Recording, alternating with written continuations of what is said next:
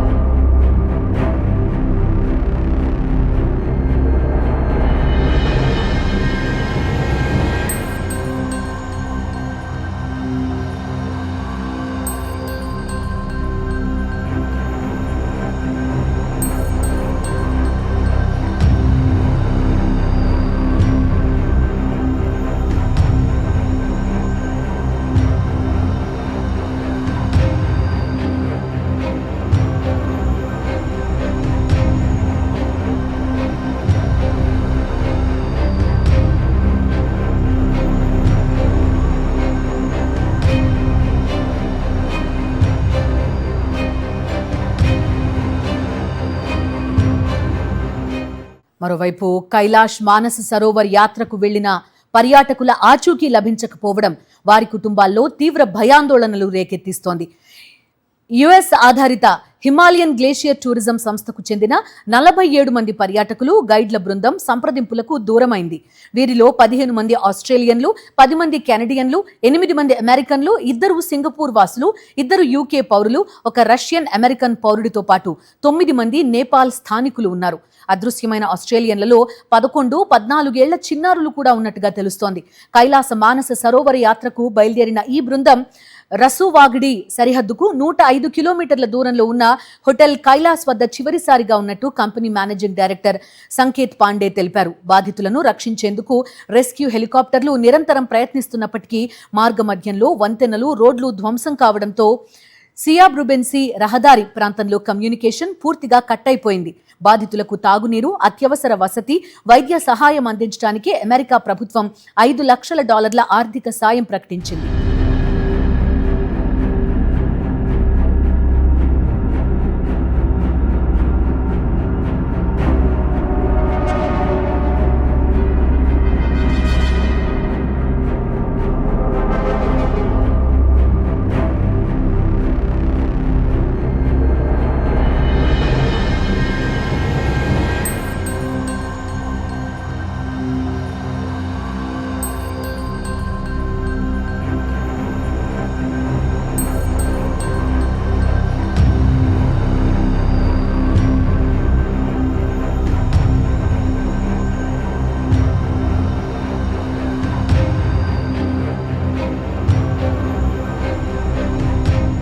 నేపాల్లో విధ్వంసం సృష్టించిన వరదల్లో ఏపీ వాసులు 7 గల్లంతయ్యారు. కుప్పంకు చెందిన బాలసుబ్రహ్మణ్యం, ఈషా ఫౌండేషన్కు చెందిన శశికుమార్, నిమ్మగడ్డ రాజ్యలక్ష్మితో పాటు మరో 4 గల్లంతైనట్టు ప్రభుత్వం గుర్తించింది. గైరింగ్ ఎంబసీ వద్ద వీరు మిస్ అయినట్టు వెల్లడించింది.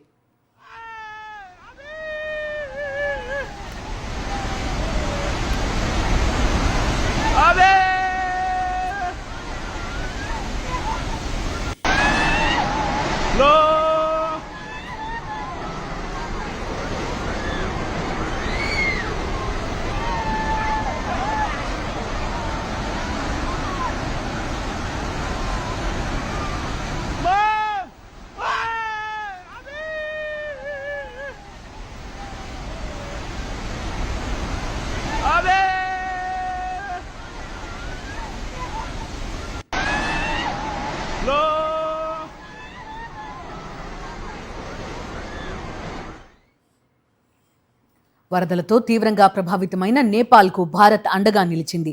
సహాయక చర్యలు మరింత వేగవంతం చేసేందుకు హిండన్ ఎయిర్ బేస్ నుంచి రెండో విమానం బయలుదేరింది. మొత్తం 37.5 టన్నుల మానవతా సాయం, విపత్తు సహాయ సామగ్రి, అత్యవసర ఔషధాలు, ఆహార ప్యాకెట్లు ఇందులో తరలిస్తున్నారు. ఇప్పటికే ఒక విడతగా 10 టన్నుల సహాయ సామగ్రి పంపిన భారత్ తాజాగా రెండో విమానాన్ని కూడా నేపాల్ పంపించింది.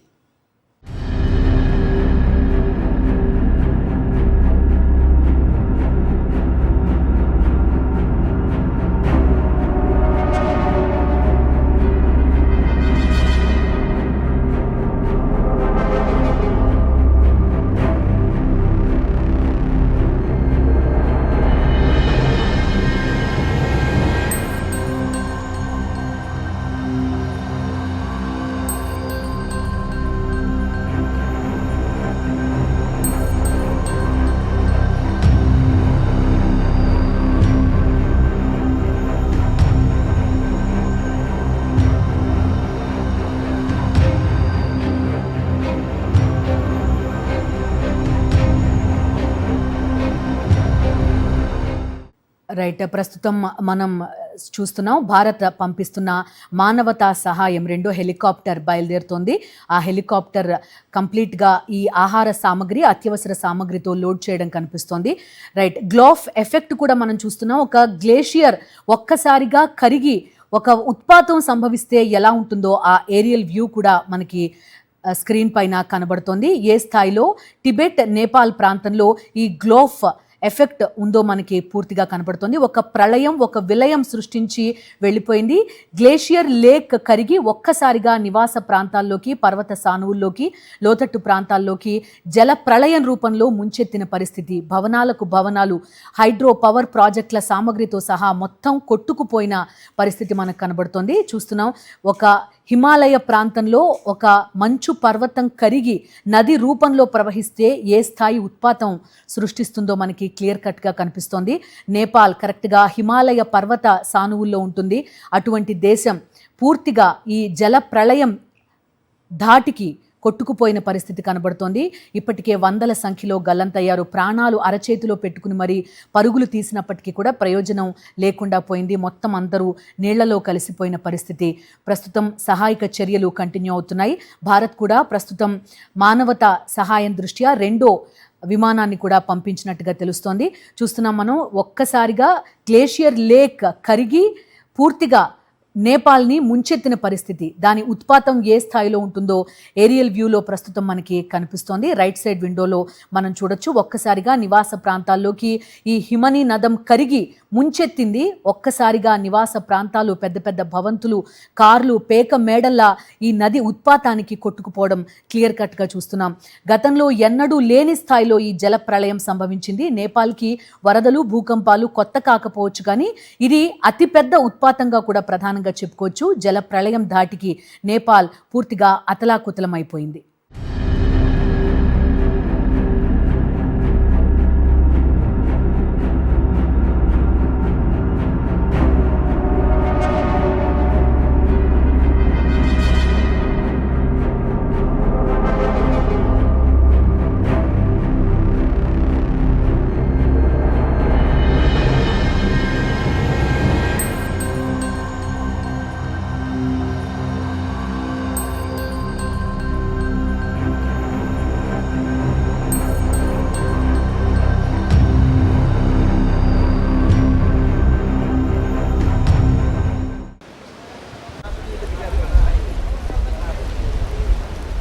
నేపాల్లో జల ప్రళయం సృష్టించిన విధ్వంసం ప్రస్తుతం మనం చూస్తున్నాం. గ్లేషియర్ లేక్ కరిగి వచ్చిన నీటితోటి ఈ ప్రాంతం అంతా కూడా కొట్టుకుపోయింది. మొత్తం నీరంతా దిగువ ప్రాంతంలోకి వెళ్ళిపోయిన తర్వాత కేవలం బురద, శిథిలాలు, మృతదేహాలు మాత్రమే మిగిలిన పరిస్థితి చూస్తున్నాం. సహాయక చర్యలకి బృందాలు బయలుదేరి వెళ్లడం కూడా మనకి క్లియర్ కట్గా కనిపిస్తోంది. పలు దేశాలు ప్రస్తుతం మానవతా సాయం కింద నేపాల్కి సహాయపడుతున్న పరిస్థితి కూడా మనం చూస్తున్నాం. లారీలు, కార్లు, భవంతులు అసలు ఏవో చిన్న అట్ట బొమ్మల్లాగా కొట్టుకుపోయిన పరిస్థితి. సో నీటి ప్రవాహాన్ని ఎప్పుడూ అడ్డుకోకూడదు అంటారు. ఒకవేళ అడ్డుకుంటే ఏం జరుగుతుందో ఈ జల ప్రళయం నిరూపిస్తోంది. ఒక హిమనీ నదం, హిమాలయాల్లో కనుక ఒక మంచు పర్వతం కరిగి నీరు కిందికి వస్తే ఏం జరుగుతుందో నేపాల్లో ప్రస్తుతం క్లియర్గా కనబడుతోంది. ఒక్కసారిగా నదిలోకి ఆ గ్లేషియర్ కరిగి పడడం ఒక్కసారిగా ఒక పెను విధ్వంసం సృష్టించింది. మొత్తం దిగువ ప్రాంతాన్ని మొత్తం ఆ జల ప్రళయం ముంచెత్తిన పరిస్థితి. ప్రస్తుతం సహాయక చర్యలు కొనసాగుతున్నాయి. నేపాల్లో ప్రస్తుతం ఈ జల ప్రళయం సంభవించిన ప్రాంతాలన్నీ కూడా బురదమయంగా కనిపిస్తున్నాయి. రెస్క్యూ ఆపరేషన్స్ ప్రస్తుతం కంటిన్యూ అవుతున్నట్టుగా కూడా తెలుస్తోంది. సో అసలు ఈ జల ప్రళయానికి కారణం ఏంటి? హిమాలయాల్లో ఎక్కడికక్కడ భవంతులు నిర్మించడం మనం చూస్తున్నాం. టూరిజం కోసమనో లేకపోతే మనకి అవసరమైన విద్యుత్ ఉత్పత్తి కోసమనో హైడ్రో పవర్ ప్రాజెక్టులు నిర్మించుకోవడం మనం చూస్తున్నాం. మనం ఒక్కసారిగా చిన్నపాటి కొండ విరిగి పడితేనే ఏ స్థాయిలో నీరు కిందికి వస్తోందో మనకు కనబడుతోంది. అలాంటిది ఒక పెద్ద మంచు పర్వతం విరిగి ఒక్కసారిగా నదిలో పడితే ఏం జరుగుతుందో ప్రస్తుతం నేపాల్ పరిస్థితి కళ్లకు కట్టినట్టుగా మనందరికీ కూడా చూపిస్తోంది. దీన్ని గ్లాఫ్ అంటారు. గ్లేషియర్ లేక్ ఒక్కసారిగా నదిలో పడితే ఏం జరుగుతుంది? ఆ నదీ ప్రవాహం మొత్తం కూడా కిందికి కొట్టుకొచ్చి నేపాల్లో జల ప్రళయం సృష్టించిన పరిస్థితి చూస్తున్నాం మనం. ఇది కేవలం మనం AI generated video right side కనపడుతోంది. అక్కడ కేవలం ఒక చిన్న కొండ మాత్రం కరిగితేనే ఏం జరిగిందో చూస్తున్నాం. అలాంటిది ఒక పెద్ద హిమాలయ పర్వతం కరిగి నదిలో పడితే ఏ స్థాయి విధ్వంసం జరుగుతుందో మనకి లెఫ్ట్ సైడ్ విండోలో కళ్లకు కట్టినట్టుగా కనిపిస్తోంది. పెద్ద పెద్ద భవంతులు, బహుళ అంతస్తుల భవంతులు కూడా ఒక్కసారిగా కొట్టుకెళ్ళిపోయిన పరిస్థితి నేపాల్లో జల ప్రళయం తీవ్రతకి అద్దం పడుతోంది. సో హిమాలయాలు అత్యంత లేటెస్ట్ భౌగోళిక స్వరూపంగా చెప్తారు. కానీ అది ఒక్కసారి కరగడం మొదలైతే ఏం జరుగుతుంది, మనం చేస్తున్న మనిషి సృష్టిస్తున్న విధ్వంసం ఏ స్థాయిలో ఉంటుంది అనేది నేపాల్ ప్రస్తుతం ఉదాహరణగా నిలుస్తోంది. ఈ జల ప్రళయానికి మొత్తం చిగురుటాకుల నేపాల్ వణికిపోయింది. చూస్తున్నాం భవంతి మనకి కనబడుతోంది లెఫ్ట్ సైడ్ విండోలో. ఆ భవంతి మొత్తం కూడా బురదమయమైపోయింది, బురదలో కూరుకుపోయింది. చూస్తున్నాం ఇంకా నీటి ప్రవాహం కూడా కంటిన్యూ అవుతోంది. ప్రస్తుతం నేపాల్ వ్యాప్తంగా కూడా సహాయక చర్యలు కొనసాగుతున్నాయి. ఎక్కడికక్కడ నీటి ప్రవాహానికి అడ్డుగా వెలిసిన భవంతులన్నీ కూడా ఈ జల ప్రళయంలో కొట్టుకుపోయిన పరిస్థితి. ఎంబసీ కార్యాలయాలు, బహుళ అంతస్తుల భవంతులు, లారీలు, ట్రక్కులు, కార్లు అట్టబొమ్మల్లా ఈ నీటి ప్రవాహంలో కొట్టుకుపోయాయి. ప్రస్తుతం సహాయక సిబ్బంది అక్కడ సహాయక చర్యలు కంటిన్యూ చేస్తున్నారు. నేపాల్ ప్రస్తుతం ఈ జల ప్రళయానికి ఒక ఉదాహరణగా ప్రస్తుతం మనకు కనబడుతోంది.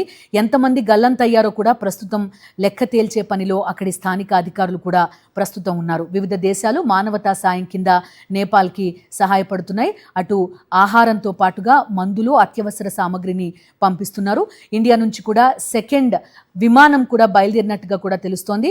భారీగా ఆహార సామగ్రిని, మందులని, అత్యవసర సిబ్బందితో పాటు వైద్య పరికరాల్ని తీసుకుని ఈ రెండో విమానం కూడా నేపాల్కి బయలుదేరి వెళ్ళింది.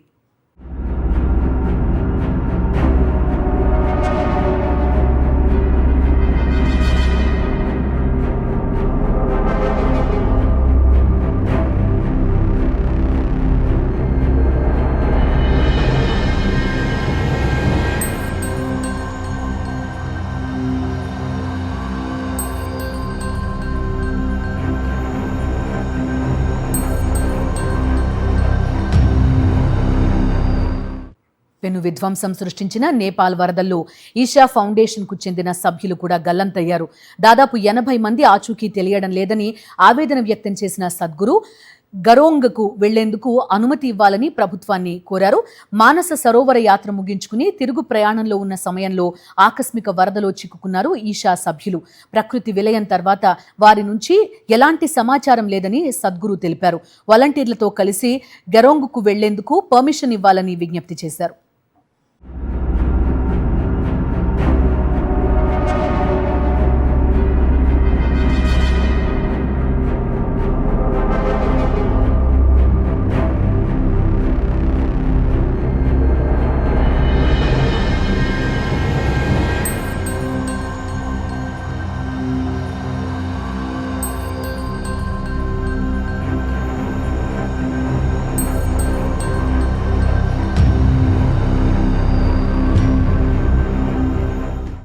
నేపాల్లో వరద విలయంతో భారత్లోని సరిహద్దు రాష్ట్రాల్లో ఫుల్ అలర్ట్ కొనసాగుతోంది.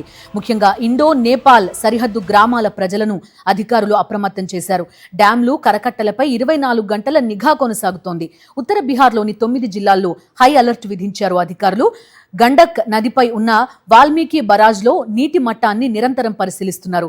భారత్ నేపాల్ సరిహద్దుల్లో ఏరియల్ సర్వే నిర్వహించారు. బీహార్ సీఎం సమ్రాట్ చౌదరి వాల్మీకి బరాజ్ని హెలికాప్టర్ నుంచి పరిశీలించారు.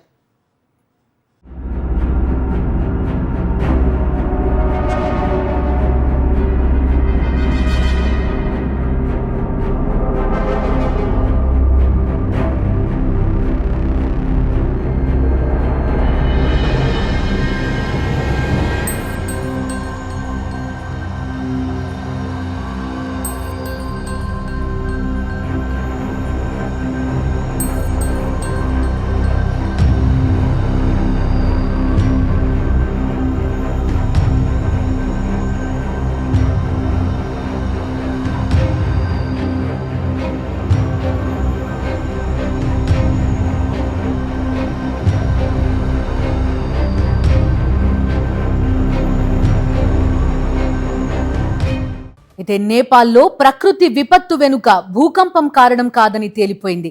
ముందుగా భూకంపం వల్ల మంచు పలక, రాళ్లు కూలినట్టు అనుమానించినా చివరికి అది భూకంపం కాదని అధికారులు తేల్చారు. మంచు పలక కూలిన సమయంలో వచ్చిన ప్రకంపనలనే భూకంపం అని భావించారు. ఎత్తైన హిమాలయాల్లో దాదాపు 5200 మీటర్ల ఎత్తులో భారీ మంచు పలక విడిపోయి ఒక్కసారిగా కిందికి పడిపోయింది. దాదాపు 4000 మీటర్ల మేర నిలువున పడిపోయింది. దీంతో మంచు, దాంతోపాటు రాళ్లు, మట్టి బోటేకోసి నది ప్రవాహానికి అడ్డంగా పడిపోయాయి. దీంతో నదిలో నీటి ప్రవాహానికి అడ్డుకట్టపడింది.